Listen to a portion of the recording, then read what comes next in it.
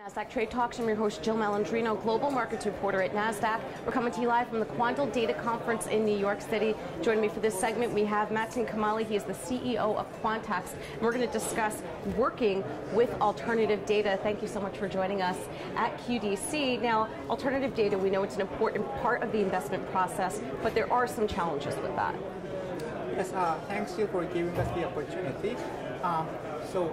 Market data and estimates have been around for many years. Investors have been incorporating it into their processes, and there's no question how they're going to fit into any processes. Nobody's going to ask you how market data look like. Everyone knows. When it comes to alternative data, the very first question is, so what is it that I'm getting? How does it look like? So it's very important for the buy side to know how this new data set, new source of information is going to fit into their process or workflows and basically run their model to help them to make money.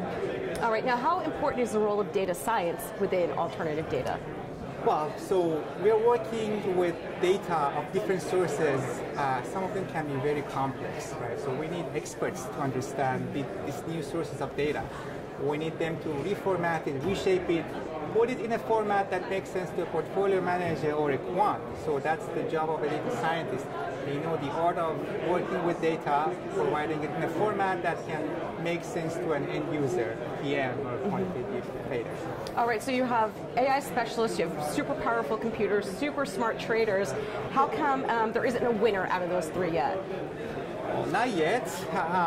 I mean, it's kind of like asking if I put all the best soccer players in the world, am I going to make the best soccer team? Mm-hmm. So the whole process of investment, the whole process of decision making in financial services is becoming more complex. You cannot do everything by one man nowadays. You need machines, you need scientists, you need engineers, you need people who know how to use the cloud. So you're putting a very sophisticated system in place, but that means there's going to be a lot of moving components. So coordinating between these components can become a challenge. So there may not be a winner yet, but this is a process of trial and error. The more time passes, the better people try to work on this component. Eventually, they're going to be winners. Right. Let's talk about standardization. Do you think there's going to be an ultimate standard when it comes to alternative data? Well, that's actually a very good question.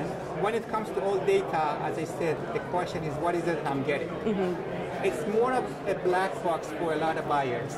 For example, they're offering them some geolocation data, but the very first question is, so what is it, where is it coming from, how am I going to use it?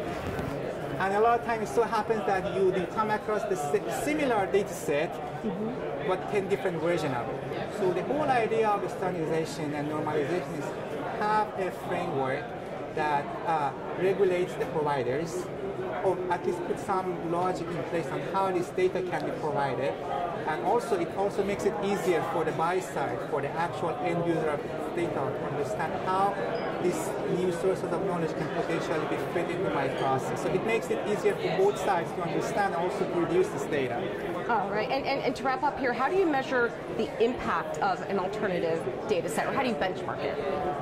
Well, so benchmarking is not a new fact. It's been around in a lot of sectors, in a lot of industries. Everyone knows if I am designing a new algo, I'm buying a new data, I want to know how it's going to enhance my process. For example, it's easy for Netflix to put out some anonymized user data out there, and then ask the community of scientists, give me a better algo that gives me better recommendation on this data. By doing that, Netflix is not breaching personal information or is not revealing their secrets of their own system, right? And then scientists go and then come up with amazing algorithms that can improve Netflix algo and eventually win money. When it comes to benchmarking for financial services, there is no trader, no firm who is out there and going to come up to you and say, I'm going to give you my trade strategy. Right.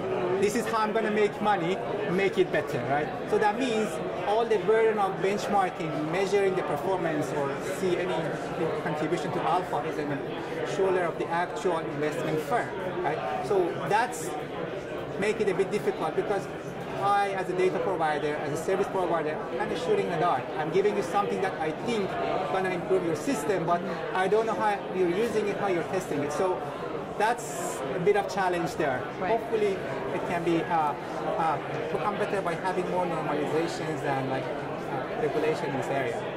Okay, Matthew, thank you so much for joining us at Thanks QVC. for having you. And thanks for joining me throughout the day. I'm Jill Malandrino, Global Markets Reporter at Nasdaq.